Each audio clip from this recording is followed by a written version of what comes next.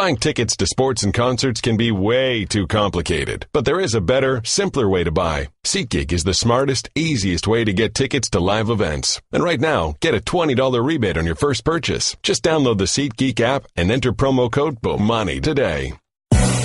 Welcome to the Right Time Podcast. The Right Time with Bomani Jones. Freddie, Coleman, and Ian Fitzsimmons, normally known as Freddie and Fitz, from 11p to 2 a.m. Monday through Friday. We're in for Bomani Jones today, presented by Progressive Insurance. You can always tweet the show anytime you want. The show's handle at ESPN Radio, my handle at Coleman ESPN, and Ian's handle at Ian Fitz ESPN. So Michael Bennett of the Seattle Seahawks. Ian, you touched on this last night. I touched on it as well when we had a chance to do our show in terms of sitting for the national anthem. And the one thing that a lot of people fail to realize, and you brought this up as well, it's not so much the sitting for the anthem. Plenty of people are not listening to the message that Michael Bennett and others may be trying to send that have been falling on a lot of deaf ears while they're sitting for the national anthem. Yeah, his whole thing when he sat in the Seahawks preseason game over the weekend, and it was right after those heinous and nauseating events in Charlottesville, Virginia. It was the message that he was trying to convey was, man, we've got to get along.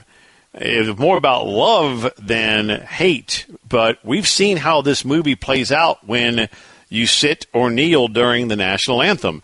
Fans do not understand. Most fans don't understand what you're doing. They just view it as, wait a minute, he's sitting. It's Colin Kaepernick again. He hates our military. He hates our country. And that wasn't Kaepernick's deal, yep. And that is not Michael Bennett's deal. Bennett was trying to convey a message of we have got to get better as people. We have to be better as a society. We have to be better as a country. We need to get along. And his message was more about love than anything else.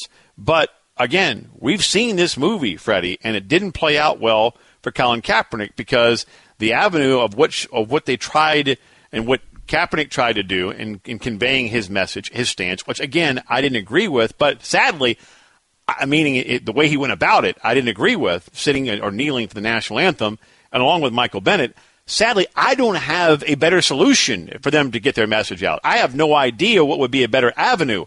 I just know this, Freddie, that this avenue is one that didn't turn out well for Colin Kaepernick. And Michael Bennett, on the 6th with Michael and Jamel yesterday was passionate, emotional.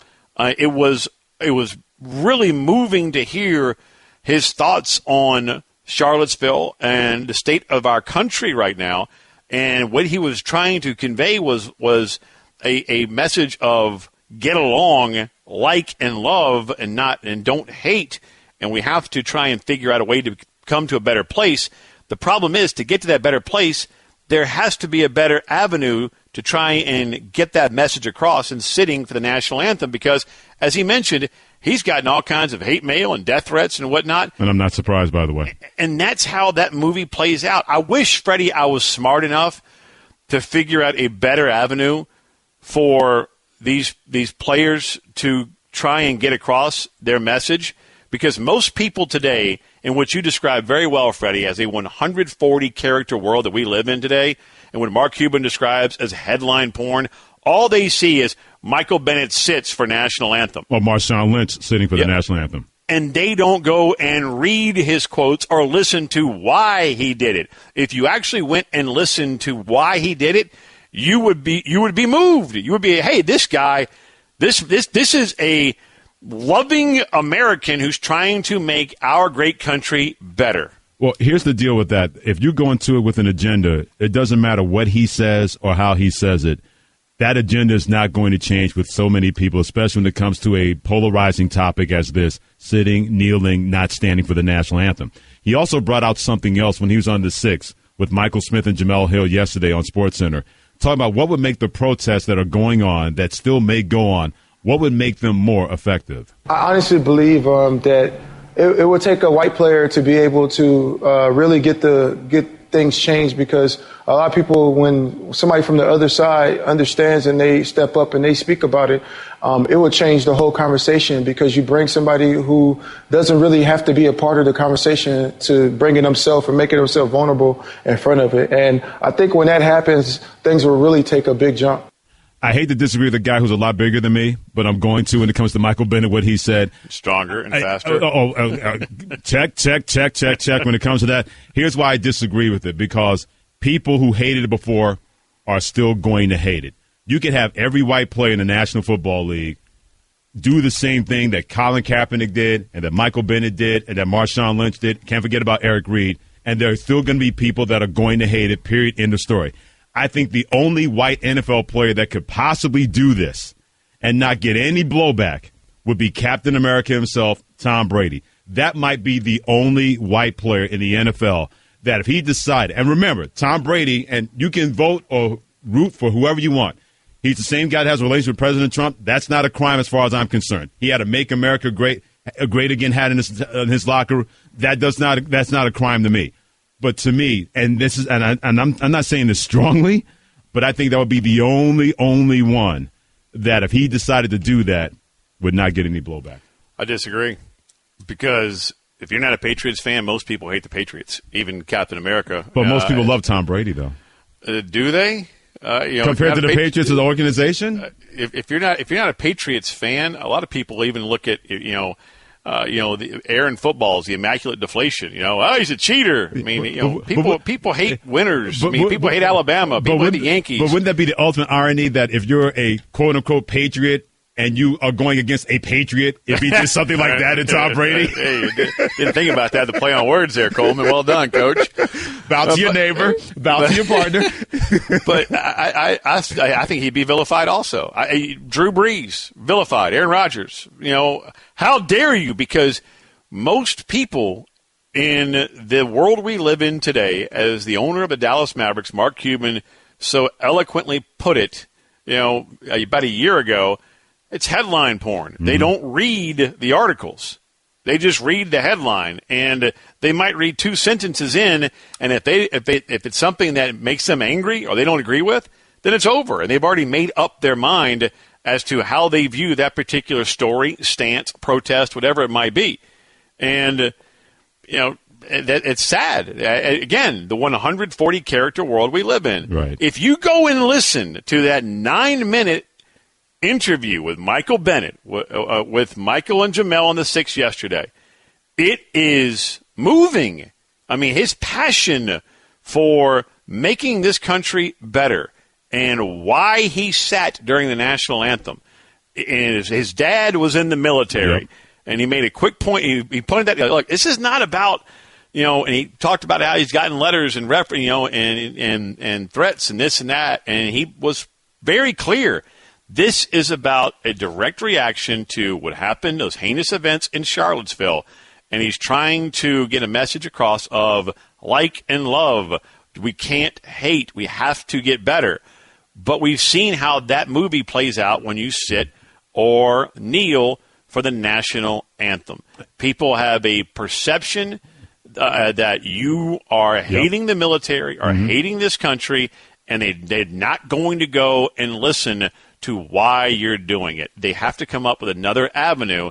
And, Freddie, sadly, I'm not smart enough to figure out what that avenue is. Freddie, Coleman, Ian Fitzsimmons on the right time with Bomani Jones. Then you had John Lynch, who's now in charge of the San Francisco 49ers. When he had a chance to speak with the Bay Area News Group, he talked about all of these things, meaning sideline protests. They are completely divisive. That's divisive, and I understand guys see things that they're not happy, and they have that right. And I think we'll always respect people's rights. That doesn't mean I believe that. I believe that this game should actually be celebrated for what it is. I think a tremendous unifier for our country and for what the way things should be. Bill Walsh used to speak about it. You take guys from all over the country, different socioeconomic backgrounds, racial backgrounds, and you have friends for life. Warren Sapp's here today working with our defensive line because he's a buddy of mine and always will be. And so those type of stories, I think, get lost in something like this, but they've got their reasons, and we'll always be respectful of those.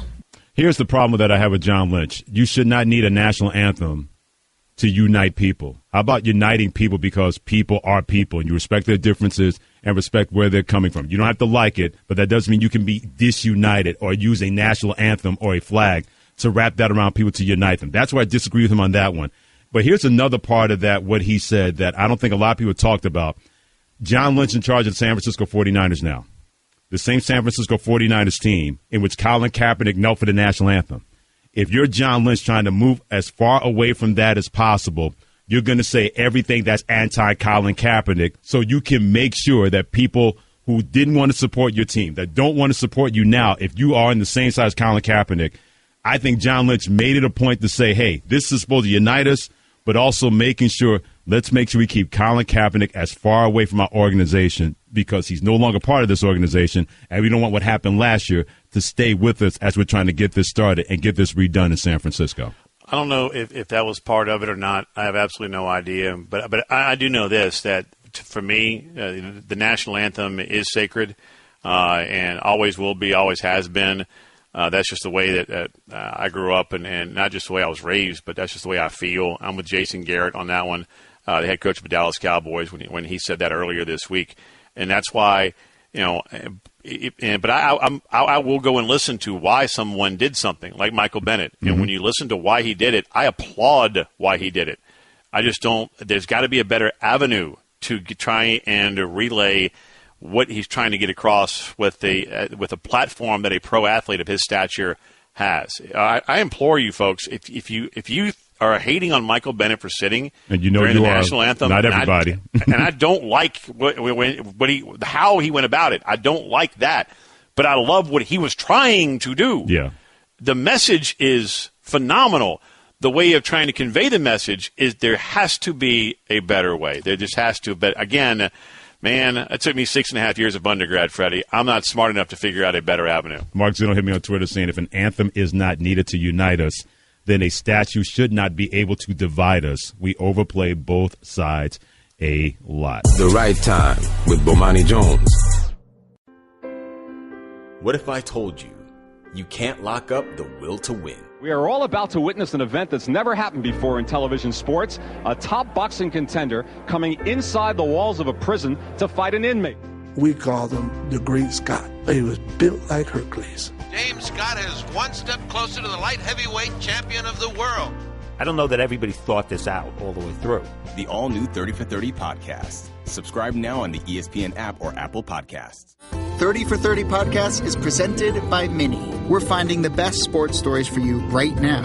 And to do that, we're behind the wheel of the new Mini Countryman, the biggest Mini yet. Please proceed to the highlighted route. To find great sports stories, you have to get out into the world and follow your instincts. That's where the new Mini Countryman's all-wheel drive comes in handy. With all four, we can chase down a story in the city, the country, and most places in between. No matter what story you're chasing, the new Mini Countryman will help you find it. It's available now, and so are 30 for 30 podcasts. I don't know about y'all, but I love a good yardstick measuring contest. Boy, did we have one yesterday between the NFL owners and the NFL Players Association with Ezekiel Elliott in the middle. Joe Lockhart put out a statement. He's the executive vice president of communications for the NFL about receiving multiple reports of the NFLPA spreading derogatory information to the media about the victim in the Ezekiel Elliott discipline case. Then the NFL Players Association, they issued a response saying the statement issued on behalf of every NFL owner is a lie, and they categorically deny the accusations made in that statement. They also said that the NFL should be ashamed for stooping to new lows. Ian, I don't know about you, but anytime we have people who want control, or in the case of the NFL owners, they don't want the NFL players to look at the NBA players and say, boy, that looks nice, that LeBron, Dwayne Wade, Chris Paul can say whatever they like. And the owners go, yeah, speak up.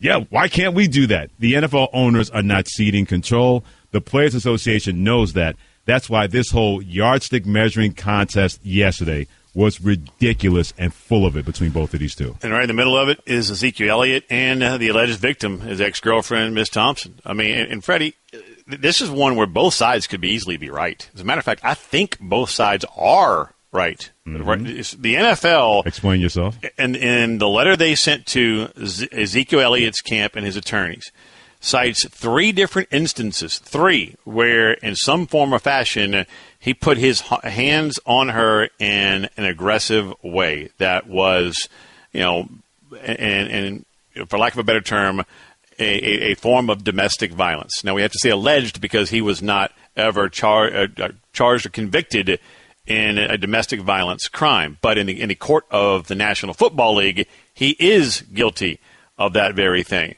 And if it's 3 different instances, Freddie, one, I'm with Jim Trotter on this one, our NFL insider. Why is it only 6 games if you believe that there was 3 different instances where this happened? Now, that's what the NFL is saying. The NFLPA is saying, whoa, wait a minute. His ex-girlfriend, where this all allegedly happened, we have text messages of her telling him, I'm going to ruin your career by accusing you of domestic violence. And the NFL actually admits, yes, she did falsely accuse him on one particular instance and also tried to get one of her friends to go along as a witness and falsifying an accusation. And the NFL knows that this particular one was BS.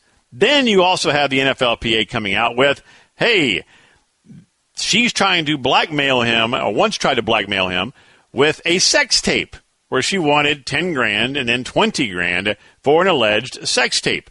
So, Freddie, now the NFL comes back and says, wait, now we're going victim shaming? Is that what we're doing? Then the NFLPA comes back with, wait a minute, that's not what we're doing. This is all factual. My yardstick is bigger than your yardstick. Exactly. No, my yardstick is bigger than your yardstick. Tell me if I'm crazy here, but I really believe that both sides are, in some form or fashion, correct.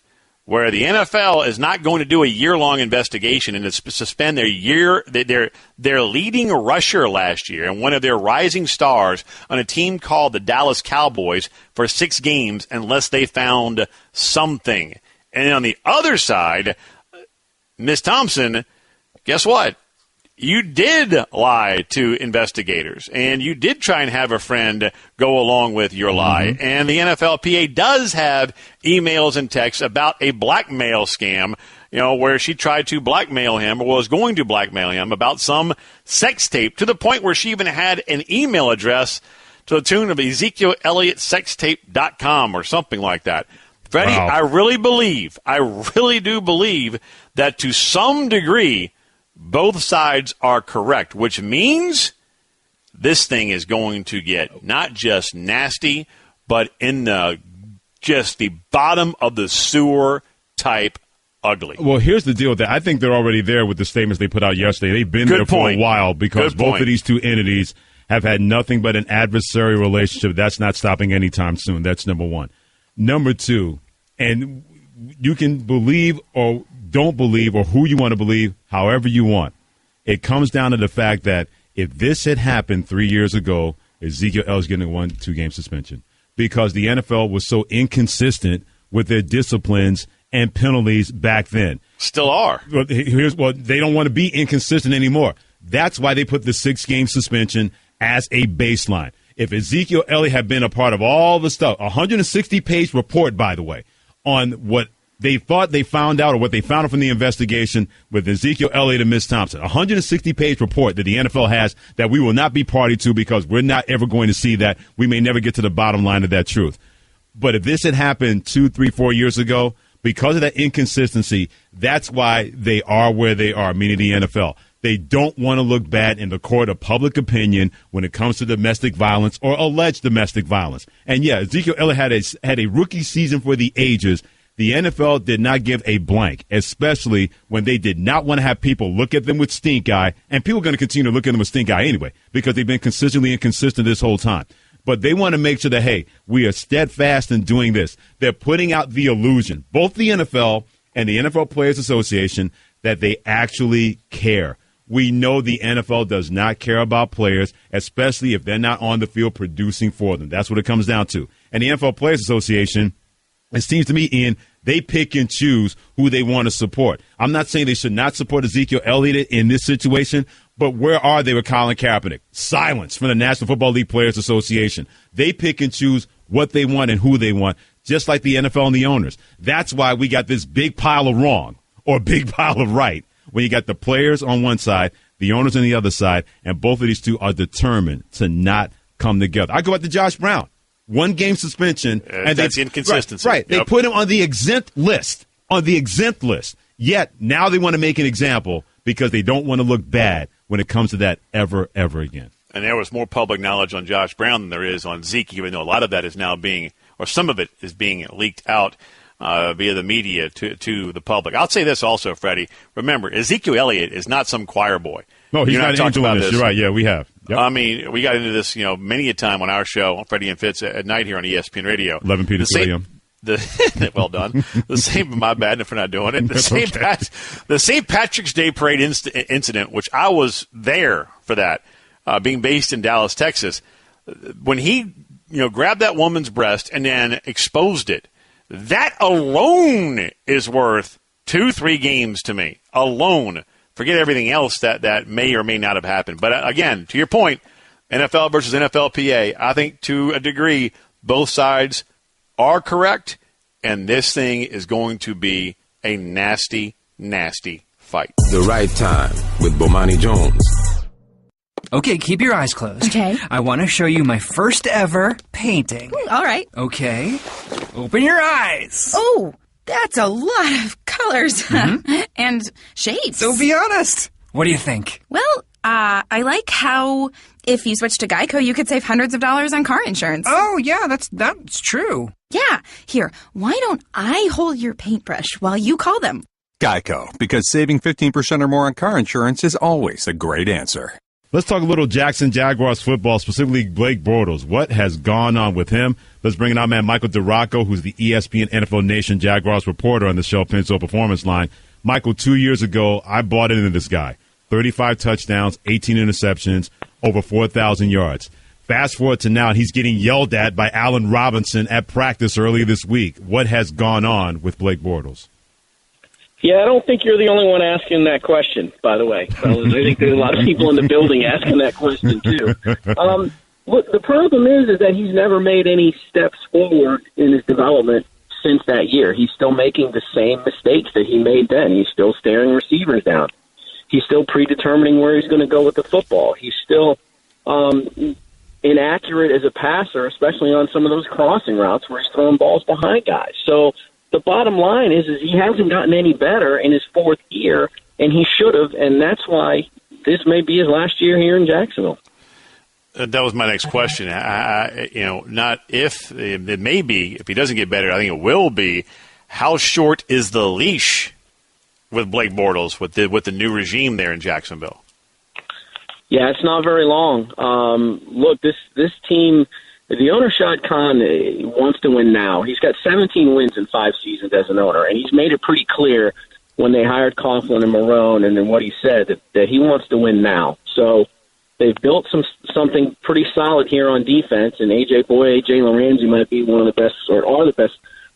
They are one of the best, may be the best corner duos in the NFL. So they can do some things defensively. So if Bortles is struggling and he's throwing interceptions and he can't get the offense moving, they're going to get him out of there relatively quickly. They've got to be able to be consistent on offense.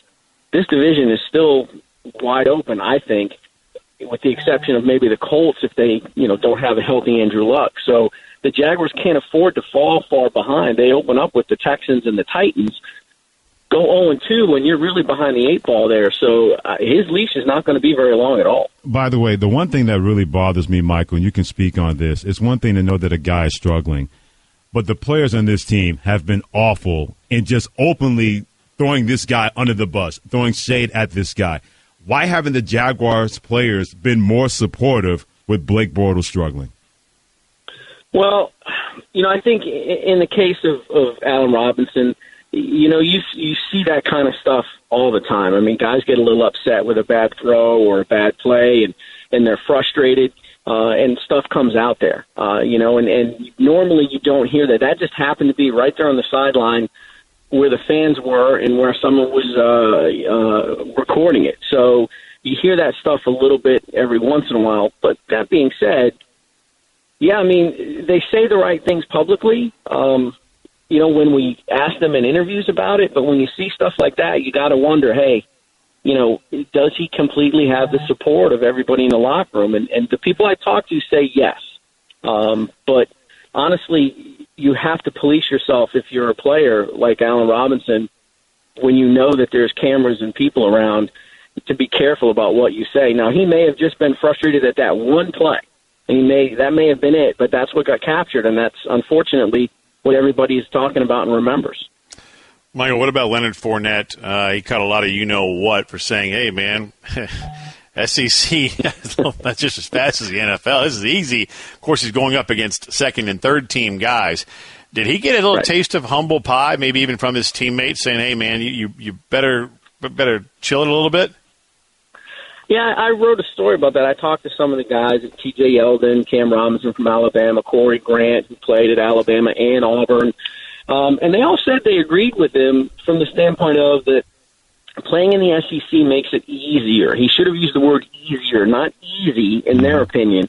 But, yeah, look, it's not an easy thing to do to make this transition. And he's a confident kid, and that's kind of one of the things that they really like about Fournette, other than his physical abilities, his maturity, his confidence, the way he attacks the meetings and the playbook and stuff like that. So, I think kind of honestly the vibe I get from some of these guys is they didn't mind it. They actually kind of liked it. And they like the fact that they've got a guy that's that confident, especially since it's a guy that really they're putting the entire weight of the franchise on. Don't forget Bucs at Jaguars tonight, 8 p.m. Eastern Time on ESPN. Michael DiRocco will be there, part of ESPN NFL Nation, joining Freddie, Coleman, and Ian Fitzsimmons on the right time with Bomani Jones. I had to ask you this question, Mike. I've been dying to ask you when I found out we were going to have you today. I see on your timeline at ESPN DiRocco, Jaguars fans give you the business, up, down, back, forward, right, left, whatever. How do you deal with all that venom from fans who I know want their team to win, and they direct all of that, most of that, at you? It's really not too bad, but, look, I feel for this fan base. I really, really do. I've lived in Jacksonville since 1988. I've been around since the entire, the franchise first came in 95. This is a long-suffering, desperate for wins, cranky fan base, and I get it. And most of it's good-natured anyway, and I'll fire some stuff back. But look, I know they're venting. They're sort of like Allen Robinson, you know what I mean? Mm-hmm. They just vented for a quick second, and maybe it gets it off their chest and they feel a little bit better. But I don't mind. It's a lot of fun. More desperate, Cleveland or Jacksonville fans? More miserable, Browns or Jaguar fans? Oh, boy. I would think the Jags fans at this point are more desperate. I think the Cleveland fans, to a degree, maybe have embraced that role of being the bottom of the barrel a little bit, and I hope I'm not offending anyone from Cleveland. But you guys have pools. You got you guys have in the stadium. You guys actually have really nice pools and really attractive women in bikinis. But in Cleveland, that'd be an ice rink by November, December. Exactly. That's not fair. That's my point. That's not fair. That's not fair. How can you be that All miserable? I know is you don't have to shovel heat.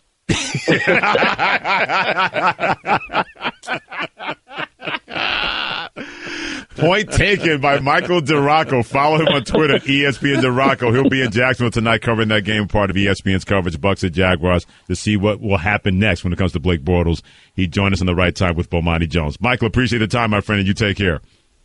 Thanks, guys. Appreciate it. I cannot believe that you actually went there with It's the a Browns fact. Stadium and the Jaguars Stadium. Dude, look, man, I've called games in both venues. I was there when Blake Bortles came in and made his debut at halftime. Mm-hmm. And I'm looking at him going, man, this kid's got something. Yeah, he fooled me 2 years ago. I thought the next terrific quarterback. Boy, he fooled me. In that half of football, I'm looking at him going, hey, he's got something. Mm-hmm. This guy looks the part, right? And the next season, he takes that step that you're talking about, and ever since then, it's been wet the bed moments. But they do have really nice swimming pools in their stadium. Oh boy! And when it's a blowout, your producer's going, "You got anything?" I'm like, "No, I'm just watching these pools.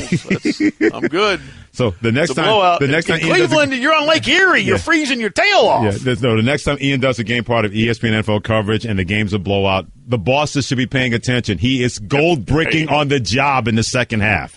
I actually pitched Freddie to Beth Faber, Mother Beth, right, who was our producer, one of the best in the business. I actually, because it was such a blowout, that I said, hey, can I go up to the pools and just do a quick interview with somebody?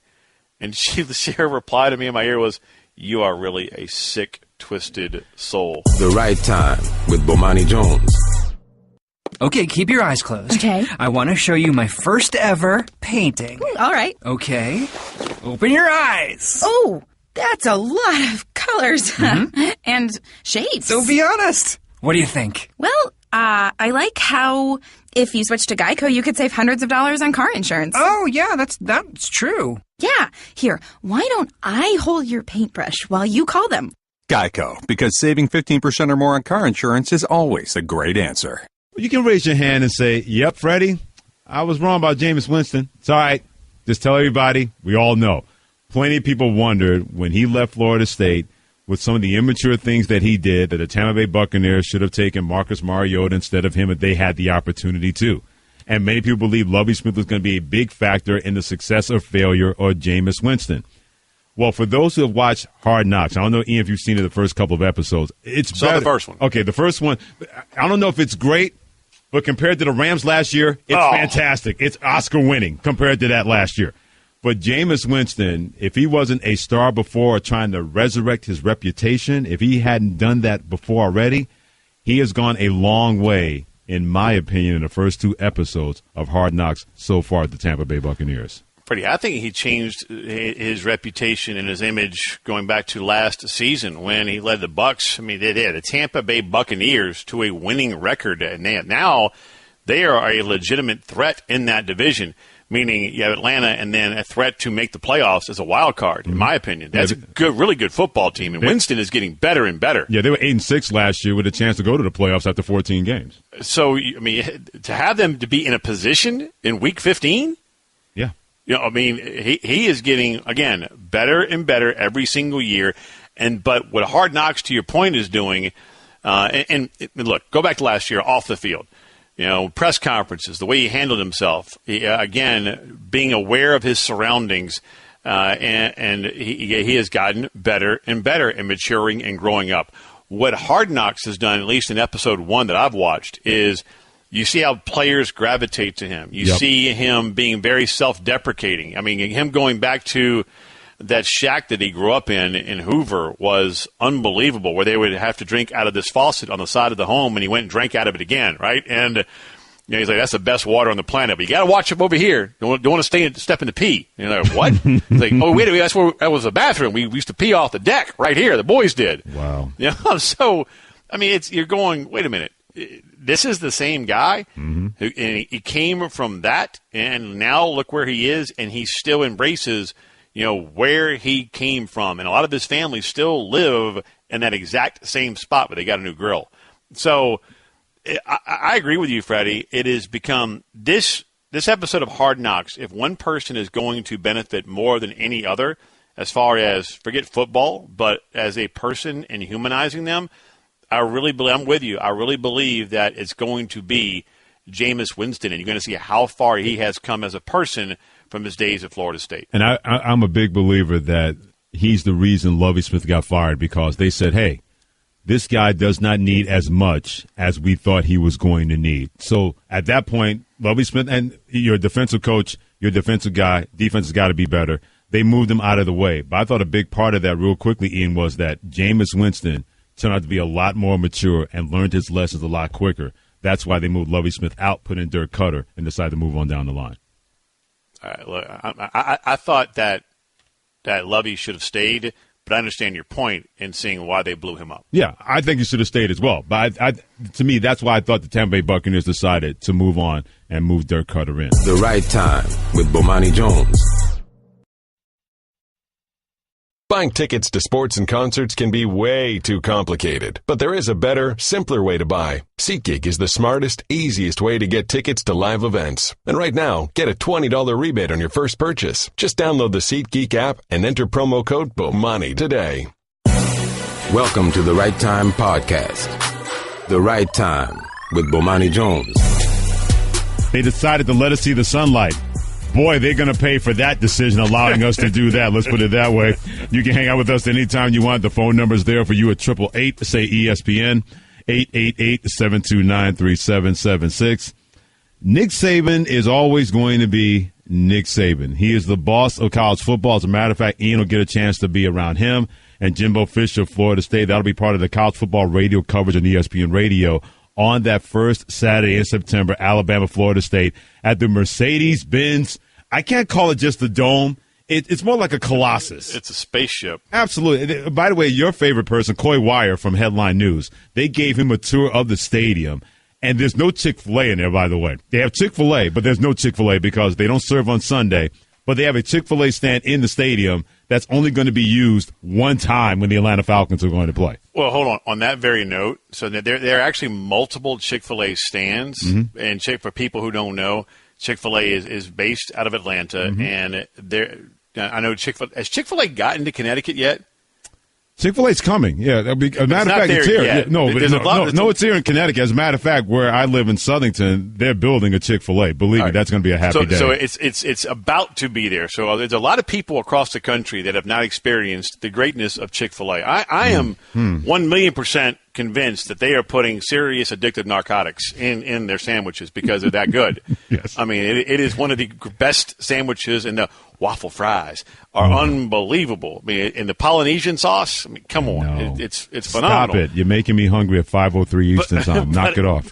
But for people who don't know about Chick-fil-A, the original founder is very religious, and he would close his shop on Sundays to honor the Sabbath. Right. And when he franchised it out, when you bought a franchise, you were closed. Every Chick-fil-A on the planet is closed on Sundays. Right. To me, I think it's a brilliant marketing ploy that he discovered, because if you were on a bender on Saturday night and you woke up, and especially in a college town, and the first thing on your mind was, I need Chick-fil-A. I mean, that's it. I mean, that was a glass of water, some Gatorade Alka-Seltzer, and Chick-fil-A. Are you speaking from experience? Yes. Okay. And so when you couldn't get it, you were so desperate for it, craving it, that you would go 2 or 3 times that week. So I think it was religious at first, which also turned into, you know what, Pavlov's dog. If I don't ring that bell today, but I ring it a couple times later on this week, guess what? They're going to come every single time. And they do. But I do find it ironic that, yes, the home of Chick-fil-A on Sundays in that spaceship known as Mercedes-Benz, which we hope will be ready for. Oh, they'll be ready. Bama and Florida State and Georgia Tech, Tennessee. It's going to be close. But they'll be ready. That I don't know, I'm being somewhat facetious. The roof won't be able to open. But point is that on Sundays, Atlanta Falcons games, you're in Atlanta. It's the home of Chick-fil-A, this great sandwich, and you won't be able to get it. Not on Sundays at the Falcons games. Not on Sundays. But when the stadium's open on Saturday for Alabama, Florida State, you're good. You're going to be good with Chick-fil-A. How many taps did you tell me the Georgia Dome had? By the way, the Georgia Dome, they just closed it. We're going to get the Nick Saban comedian in a second, right here on the Right Time with Bomani and Jones, Freddie and Ian in for Bo today. The Georgia Dome that's just closed had 30 beer taps. That was it. For 75,000 For 75,000 people per game that would be in there. 30 beer taps. Used to see the look on Mike Urinog, one of our producers' faces. A man who has known a beer or two in his lifetime cannot believe a stadium that big only had 30 beer taps. That's the dumbest thing I've ever heard in my life. Well, wait a minute. Apparently they didn't plan. They were in the bottles and hard booze. Exactly. Bottles and liquor. They probably figured all the liquor was going to be drank before they got into the stadium, so there was no need to add to it. And we've been in a lot of stadiums, Ian. You and I know how many degenerates are there. You need more than 30 taps. Right. They only had 30. Now, the new place has over 12,000? I think he said 1,300. 1,300. They made up. Yeah. Either way, Darren Ravel put it out there. They more than made it for the 30 taps. That was part of the joke. 30 to 1,300. Yes. In a wraparound TV. And a wraparound TV. They call it a halo. Yes, they do. Either way, Ian's going to be there, part of coverage of Bill Rosinski and David Norrie for the first game in that place between Alabama and Florida State. And who knew that Nick Saban, the Alabama head coach, is a comedian? Now, Nick Saban, he loves the media about as much as the President of the United States does. Let's put it that way. But he was asked a question about one of his players, and boy, did he fly through that opening. You know, you guys make all these predictions about everything, about guys that are going to be great players that have been here for 2 years and who's going to win all the games, and I don't even know why we play. why do we even play? Why do we even have practice? Why do we compete? Why do we coach guys? How they need to improve? I mean, you guys got all the answers to, I mean, how guys are going to be, what they're going to do. I mean, sometimes I wonder, why do we play? I mean, why do we even have practice? Because you guys got all these conclusions already drawn about who's what, how good they are, what they can do. I mean, so why would you ask me? I mean, that's a part that's puzzling to me. Why would you ask me? I mean, I read stuff all the time like, oh, that's nice to know. I mean, where'd that come from? And then you ask me? But Christian Miller has done a nice job. He's had a really good camp. He's doing a good job. I mean, had a lot of production points in the scrimmage, so we're really happy with his progress. And, thanks for asking. It started like it was going to be Mount Saban about to erupt, and then the next thing you know, he pulled a Tosh 2.0. It couldn't hold it together. And normally, right. and having been in Alabama, WJOX for years, and when Nick Saban first got to Alabama, I was there for his first 2 years. And having been to those press conferences with, by the way, NFL Network's Ian Rappaport used to needle Saban better than anybody, sitting front row and just asking him these point-blank questions, and Saban used to drive him insane. And that's when we used to call it the Nicky's Nuggets, right? Where St. Nick would just go off, man. And it was always about seeing an opening and being able to deliver a message to his players or the fans through a question from the media. So this particular reporter asked a question about linebacker Christian Miller, who they're expecting a lot out of, but he's a sophomore and this and that. And so Saban being Saban was delivering a message to Christian Miller and any other young player on his team. You better bust your butt, because I know what people are writing about you and you're reading it and you're hearing it, but I don't give a what. But the best part here is I've never seen this before, Freddie, or heard this before. I know. Is at the end, he couldn't keep the rant together because obviously Miller has been that good. And in the end, you heard him kind of laughing on. But you know what? Christian has been pretty darn good. And in that scrimmage, he was, 8 quality points. So thanks for asking. And by the way, I'm kind of glad that Nick Saban doesn't show that side more often because, and here's why. Because he's already built it up in our minds who he is. If he did that more often, we would think he's a lunatic. We would think he's completely off his nut. If also he became Nick Saban comedian at every press conference, I didn't mind that because it's pretty cool, especially the way it started off. It didn't seem like we were heading that way with Nick Saban. And all of a sudden, he had fun with it and left everybody in stitches. Right. Yeah. We thought that was going to be another Mount Saban rant that everybody was going to go hiding and cowering in the fetal position because Nick Saban is about to lose his collective mind. And then he flipped it. Like that. I don't think he wanted to, though, Freddie. I think at the end, he couldn't quite hold that rant together. And I think maybe in his mind, he's imagining the plays that Christian Miller has been making going, but you know what? He has been pretty good. Yeah. And then he starts laughing like, dang it, I couldn't hold it together. That was pretty cool. Like we mentioned, Alabama, Florida State, ESPN radio coverage that first Saturday in September. Ian Fitzsimmons, Bill Rosinski, David Norrie be part of the coverage. And, yes, they will have 1,264 beer taps available for you. Was that the final number? That's the final number from Darren Ravel, ESPN Business Insider. The Georgia Dome had 30 beer taps. The new showplace, the Mercedes-Benz showplace in Atlanta, will have 1,264 beer taps. So you don't have to drink all the beer. Yeah, I know. A collective, woo, thank God, from everybody that'll be attending that game. What time is the game, Ian, for those who don't know? Night game, baby, prime time, ABC, ESPN Radio, Saturday night, September 2nd. And as a matter of fact, I will be in Tuscaloosa tomorrow. Nice. Sitting down with several Alabama players, just getting ready for that game, including that man-child known as Bo Scarborough. And that'll be part of an ESPN Radio doubleheader, Florida versus Michigan, and then Florida State versus Alabama that first Saturday in September, part of Labor Day weekend. The Right Time with Bomani Jones. Okay, Kevin, for the grand prize of $1 million, what color is the White House? I know this. 5 seconds. Oh, switching to Geico could save you a bunch of money on car insurance? Okay. Judges? That's true, Kevin. They'll allow it. Congratulations. You're a winner. Woo! Geico, because saving 15% or more on car insurance is always a great answer. Art Briles back in college football next season? That's part of Straight Talk, brought to you by Straight Talk Wireless, best phones, best networks, no contracts. The lawyer who shall remain nameless, Mark Lanier, told Philip Erickson of the Waco Tribune Herald, that he expects his client to get back into coaching next year. He said, and I quote, to the Waco Tribune Herald, "There's no question this is one step toward him getting back into coaching. He did not want to get back into coaching until he finished through the legal system," end quote.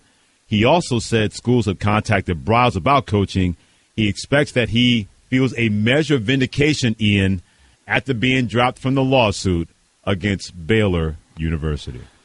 All right, a couple of things here, Freddie. One, his attorney was speaking after Jasmine Hernandez's decision today was to remove Art Briles and former Baylor AD Ian McCaw from a lawsuit that at Baylor University, by the way, ultimately settled with Hernandez, and she was one of the original, if not the original, victim that came forward after Tevin Elliott back in 2012, a former Baylor football player.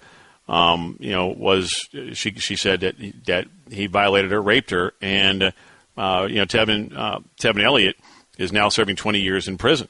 And so Hernandez, the university settles with her, and I don't know if part of the settlement was to remove Art Briles and Ian McCaw from the lawsuit. I have absolutely no idea. It could be part of that settlement. But if I'm Art Briles, Freddie, I'm telling my attorney to shut the bleep up. Because right now, the last thing that you want is to be in headlines. Mm-hmm. You want to disappear. You want to lay low until openings do come up next year. And because I still don't. Yeah, because his name is still toxic. There's no doubt about that. Absolutely. But now, guess what? Front page of every single major sports website and non-sports website. That's how big this story is our Briles attorney says he'll be back in coaching next year. I'm telling my attorney, I'm firing my attorney. Like, wait, what did you say? He also went on to listen to this quote. He says, quote, "Art feels badly for anybody who was hurt at all, whether through Baylor or otherwise. He's still got a soft heart for a victim of any crime at all. He's cognizant of that." That's not the lawyer speaking. What? That's the lawyer saying what Art Briles told him to say. That's why I don't think he would fire his lawyer, because his lawyer would not say that without Art Briles' consent. I believe those are Art Briles' words coming out of the lawyer's mouth. The lawyer shouldn't be saying that he wants back in football. The lawyer shouldn't be saying anything for Art Briles. The Art Briles needs to lay low. I mean low like and beyond in a ditch, like a ditch the size of the Grand Canyon. But Ian, we've known about Art Briles. We've had a chance to speak with him. He does not run away from challenges. The more you challenge him, the more he sticks his chest out. This doesn't surprise me, what I heard today. I got the book Violated by Paula Levine and our good friend Mark Schleybaugh, 3 days ago, and I'm about 100 pages in. Yeah, I can't wait to start reading that tonight, too. And let me tell you something, folks. Go get it. And don't eat dinner beforehand because it's or maybe do eat dinner because you're not going to be very hungry afterward. I mean, it is nauseating. And this wasn't a Baylor football problem. This was a Baylor and Waco problem, meaning the city of Waco, Texas. The amount of the cover-up and also just the ineptitude of that university. They had nothing in place for these for any kind of domestic violence, any kind of any victim of any level. They had nothing in place, and then the police department would just cover things up and not do anything. Zero investigations. I mean, it is nauseating. You also have Art Briles asking, telling victims, why are you hanging out with those guys? Those are some bad human beings. Talking about his football players. After his football players that he's describing as bad human beings have done just things to these poor women. And that's your reaction? And your attorney is now talking about, after this book has come out and everything else, he's talking about how Art Briles wants to be back and expects to be back in coaching next year. Mm-hmm. Man, honey, hush. He's not going to shut do that. up. Ian, he is not going to shut up. Honey, he's not going to hush because Art Briles believes that he's going to be back in coaching. And going back to your point about what you said about Baylor in the book that was written by Paula Levine and Mark Schlabach, when you have never mattered to that level, that Baylor football mattered, it was very seductive. It was a narcotic that people could not get enough of. That's why so many people were willing to look the other way and treated these women, constant women, as collateral damage to the overall good, and I use that word in air quotes, good, for Baylor football, because they had never, ever, ever been regarded as a national championship contender, and there were way too many people down there that were willing to say, this is something that, you guys are making too much out of this. It's the media. It's alternative facts. It's fake news. They were willing to say all of that because they were looked upon as a football power, and that had never, ever, ever happened. That's why so many people, police people, people in administration, Art Briles and his staff, because when they got a taste of all of that, it was too sweet for them to say, this is wrong. We can't continue to do this. Where is the right to make sure this does not continue? I'll tell you this, Freddie. I would be stunned if any school at any level hired Art Briles next year. I told you that, didn't I? Even though he was removed from this lawsuit, I wonder if part of the settlement with Baylor against Jasmine Hernandez, or Jasmine Hernandez against Baylor, I wonder if part of the settlement was to remove Briles and McCaw from that lawsuit. And man, I hope she got paid just a large fortune. But because Lord knows Baylor's got the money. Exactly. But Freddie, after I say that, Dave Bliss is on his third job right now. I know, which is frightening. And that's for people who don't know and were too young to remember Dave Bliss. That is another Baylor head coach, basketball coach, who tried to cover up a murder at Baylor. Well, he did cover it up. He was successful. Well, not tried. Yeah, excuse me. He was successful until. It was not successful. No, I'm not talking about. He got caught, but I'm saying at that time he was able to do that and got away with it. And this guy got hired again, and then was just hired by a Christian high school in Las Vegas.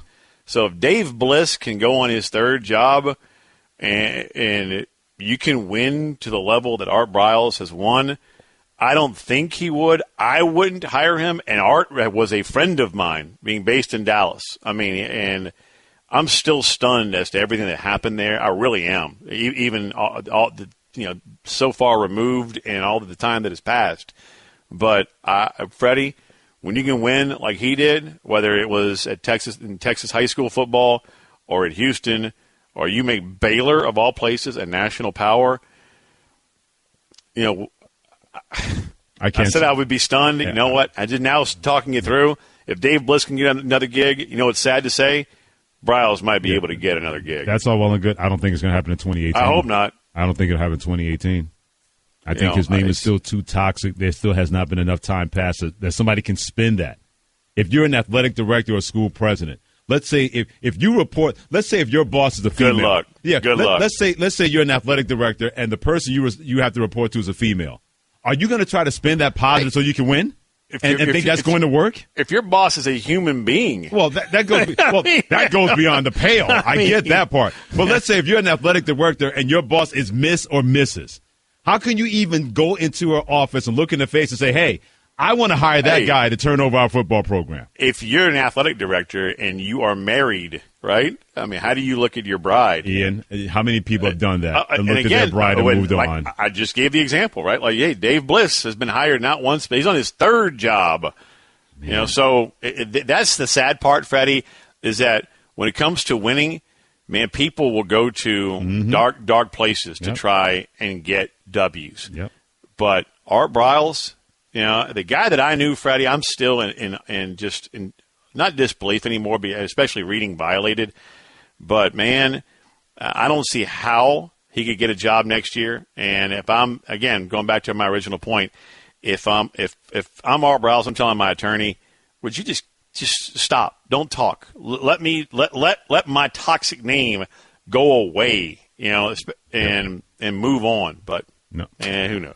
Who knows in this day and age? Who knows? When you win, and you win like that, you are very, very seductive, and you are a narcotic, and that's what Art Briles is banking on to get another job by next year. The Right Time with Bomani Jones. What if I told you that even ordinary people can be on top of the world? The first attempt on the North Pole by a team of women gets underway today. The epic adventure will take them over 1,000 kilometres of hazardous sea ice. It's thousands of miles of ice and nobody. And so I found myself walking into this water and then sinking up to my neck. I honestly thought I was going to die in the Arctic. The all-new 30 for 30 podcast. Subscribe now on the ESPN app or Apple Podcasts. 30 for 30 podcast is presented by Mini. We're finding the best sports stories for you right now. And to do that, we're behind the wheel of the new Mini Countryman, the biggest Mini yet. Please proceed to the highlighted route. To find great sports stories, you have to get out into the world and follow your instincts. That's where the new Mini Countryman's all-wheel drive comes in handy. With all four, we can chase down a story in the city, the country, and most places in between. No matter what story you're chasing, the new Mini Countryman will help you find it. It's available now, and so are 30 for 30 podcasts. Before we get to Dwayne Wade, maybe joining with LeBron James, got to bring this to your attention. This just came down courtesy of SI.com, Monday Morning Quarterback as well. DeMaurice Smith, who is the executive leader, vice president, whatever he's in charge of when it comes to the NFL Players Association, he has these words, and I quote, "I think that the likelihood of either a strike or a lockout is almost a virtual certainty," end quote. He put that out there on chances of a work stoppage happening in 2021. Ian. Talk to DeMaurice Smith on MondayMorningQuarterback.com. Great listen, great read from Buckeye Breer. And I mentioned this to him last night, Freddie. Is this a serious thing? And absolutely it is. But right now in the moment for football fans, when he said 2021, I'm like, Breer. Yeah. In the moment, we got kickoff in how many weeks? Less than 3. Oh, less than 3, right. Fans right now, they are worried about their team this season. Is this a massive story? Absolutely it is. But in the moment, and I'm even looking in the mirror, sign me up as with, the 98% of fans that right now, wait, what year was DeMaurice Smith talking about? 20 what? 21? And we're in 17? I'm good. Yeah. I mean, when we get to that part where there's work stoppage and there's no OTAs and minicamp, as long as we aren't missing games, I'm good. But in the moment, it's still a few years away, Freddie. Yeah. I'm good. So he can talk about something 4 years from now, potentially, but crickets on Colin Kaepernick.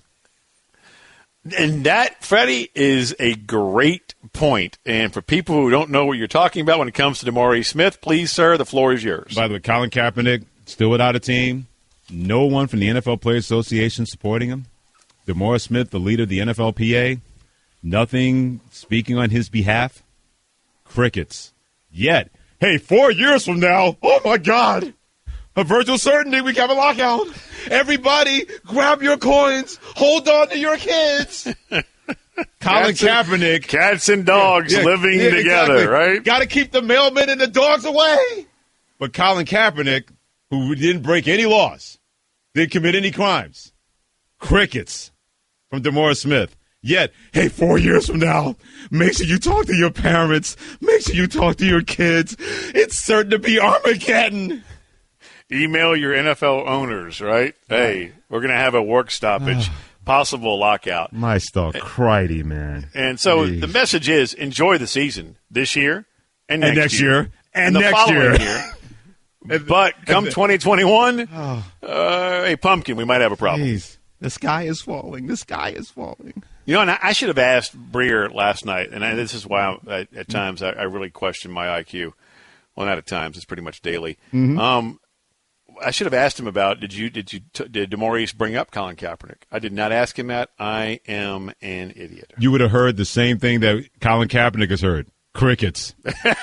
That's all you would have heard, dude. He might have said, yeah, as a matter of fact, I did. Yeah, as a matter of fact, he really didn't have anything to say. It would have been, what's that? Crickets. That's what you would have heard if you had asked him that question. But according to DeMaurice Cricket Smith, he says the likelihood of either strike or a lockout is almost a virtual certainty when talking about a chance of a work stoppage in 2021 when he talked to MMQB Sports Illustrated's own Albert Breer. Freddie, Coleman, Ian Fitzsimmons on the right time of Bomani Jones, excuse me. I'm getting all tongue-tied thinking about DeMaurice Smith having crickets. Yep. ESPN Radio presented by Progressive Insurance. They're the creators of the Name Your Price tool. Choose from a range of coverage options and pick the price that works for you. So Dwayne Wade may be bought out. According to ESPN sources, Nick Friedel of ESPN.com reported this on Wednesday, that he is fully expected, meaning Dwayne Wade, to be bought out at some point within the next 2 months. Right now, if he is not bought out, the Chicago Bulls will have to pay him close to $24 million, 23.8 if you're counting at home. Stephen A. Smith talked about if and when that happens, here are the likely locations for Dwayne Wade and his next team. I fully expect Dwayne Wade to be gone by the NBA trading deadline, if not before, and it's only going to be to one or two places. He is going to go back to Miami. Pat Riley and them know they should have never lost him.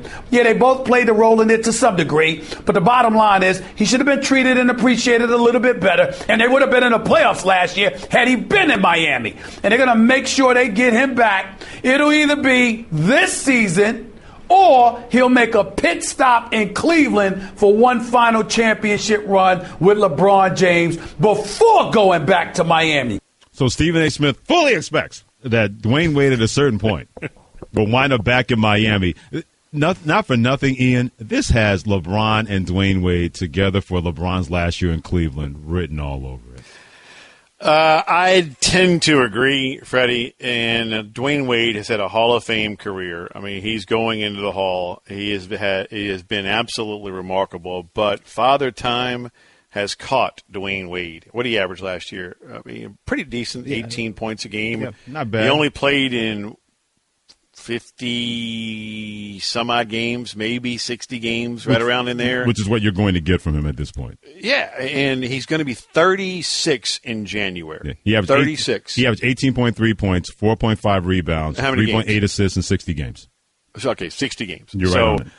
So, damn, that was a pretty good guess. All right, so attaboy. So, and if memory serves, right, he will be 36 in January. So, what does Dwayne Wade have left? Is he a contributor on a team? Yeah, if he's your number 3 or 4 guy, at best. I mean, because Father Time, when it starts to get you, it doesn't get better. I mean, I think next year he's averaging around 14 a game. Maybe giving you 24 minutes a game, roughly, and you're be getting around 60 games out of him, same as last year. But the numbers are going to decrease. So is he a significant piece in a title run? No. I think he's a role player now, Freddie. Well, he's a role player, but I think he could be the kind of role player you need, giving you 15 to 20 minutes a game with a second unit. That could be a piece. Maybe but would he do that? Piece. Yes, would he come off the bench? I think he would exactly do that because Dwayne Wade has to know there's no way someone's committing that kind of money to him to be the man. He would be crazy to feel that way unless Gabrielle Union has become his agent, his wife, and she's crazy about that too. And she's not even crazy to say that her husband deserves to go out there and get that kind of money and be the main piece, one of the main pieces. At this point in his career, Dwayne Wade clearly knows what he's going to bring. He's not a Robin. He's not a Batman. He's just part of the Justice League. He's Green Lantern right now, and you can have a Green Lantern and make that work if you're part of the Justice League. That's where Dwayne Wade is. Do I think he can still contribute to a championship team? Yes. If you're expecting him to be the main guy, then you're completely crazy, and you commit that kind of money to Dwayne Wade at this point in his career. There's a certain guy in a movie named Pulp Fiction that said, man, that pride thing, I can mess with you. Yeah. Bleep pride. Remember when he was telling Bruce Willis, Palooka? Yes. Yeah, I got a feeling that Dwayne Wade still has a lot of that pride left, and man, that other thing known as ego. Yeah. I don't know if he would be cool coming off the bench, Coach. I think he would be. Kev says 100% chance that he joins LeBron James. Hitting me on Twitter. I agree with that. Original 312 says I say he goes back to Miami. Keep those tweets coming in at the 1-800-Flowers.com Twitter feed, at ESPN Radio, at Coleman ESPN, and at Ian Fitz ESPN. I say he goes to Cleveland. I could see him doing that and playing with LeBron James before they both head to greener pastures. Dwayne Wade to retirement, and LeBron James to Los Angeles, either part of the Lakers or the Clippers. The Right Time with Bomani Jones. Daddy, where do babies come from? Honey? Mommy went to the store. Oh, well, you see, there's a mommy and a daddy, right? Right. And see, when they call Geico, they could save a bunch of money on car insurance. Oh, really? And that makes them happy? Yes, that makes them very happy. That's good. Yeah. Well, I'm glad we could have this talk, sunshine. Geico, because saving 15% or more on car insurance is always a great answer. Le'Veon Bell today, Ian, put out a statement, according to sources, that he expects to be there for the Pittsburgh Steelers when Week 1 rolls around. And when I heard about that, I thought of Aaron Donald and his holdout, and he says that he's willing to sit out the whole season if he and the Rams can't come to a deal. That holdout, I can understand it, makes more sense than Le'Veon Bell's holdout, because I'm thinking, dude, if you know you're going to be there before Week 1, why did you decide to hold out, knowing that you were not going to get a new deal from the Pittsburgh Steelers? But you know how I feel about this, and I used to feel the way Le'Veon Bell feels right now, and that is, man, if you're looking for a new deal and you feel like you're being, just hosed by your team and that you're worthy of a long-term contract, which I think we all agree he is, but he's still going to be the highest-paid running back in the NFL, whether he signs the franchise tag tender for $12.1 million this year, or they do work out a long-term deal. Julio Jones changed my mind on this a few years ago when he wanted a new contract. He wanted a long-term deal, and he showed up in camp anyway. And when he was asked, why are you here? Shouldn't you be holding out? We all expected you to hold out. His point was, and I'm paraphrasing, I wanted them to know what they could be missing. And when you're in front of your boss, it's a heck of a lot better than being away from your boss. And you remind them daily. Odell Beckham Jr. is doing that very thing right now with the New York Giants. Mm-hmm. He wants a new contract. He's going the Julio Jones route.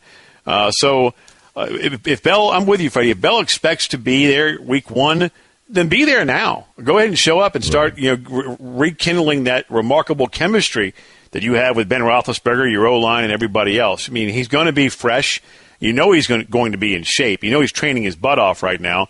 But chemistry is a big factor. Now, as far as Aaron Donald goes, Freddie, I'm with Aaron Donald on this one. Team just moves to L.A. You're the best player on that team.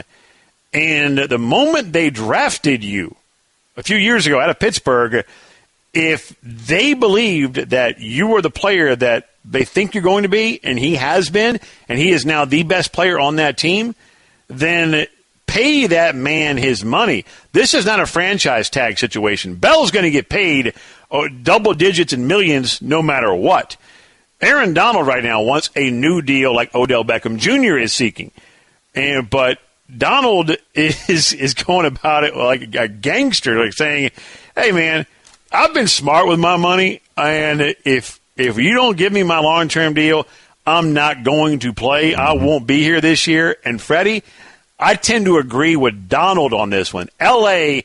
needs star appeal. You just moved to L.A. from St. Louis. Your best player isn't there. Pay that man his money.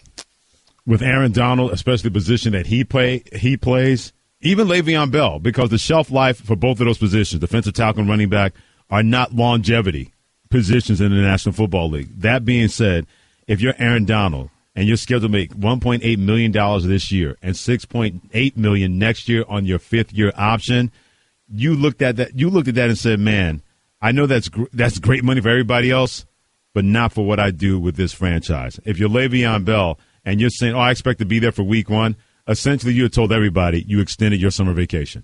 That's what you did. Yeah, I'm going to make $12 million, right? Exactly. Aaron Donald, as you mentioned, not even close to $12 million, and he's arguably the best player at his position in the game. Mm-hmm.